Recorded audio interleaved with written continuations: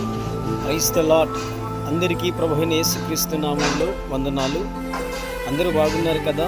మీరందరూ బాగుండాలని మీకోసం మేము ప్రతిరోజు ప్రార్థన చేస్తున్నాం.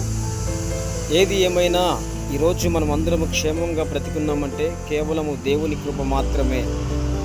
ఈ రోజున చూడగలుగుతున్నామంటే, ఈ రోజున ఈ స్థలములో ఉండగలుగుతున్నామంటే కేవలము దేవుని కృప మాత్రమే. మన బలం చేత కాదు, కానీ మన శక్తి చేత కాదు, కానీ దేవుడు చేసిన ఆశ్చర్య కార్యములను బట్టి, దేవుడు చేసిన శిలువ త్యాగమును బట్టి, దేవుడు చేసిన కృపను బట్టే ఈరోజు సజీవంగా ఉన్నాము. అందును బట్టి ప్రభునామానికి మహిమ కలుగును గాక.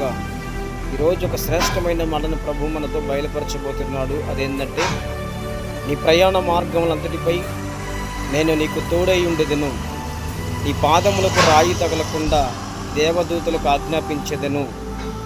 ఆమేన్.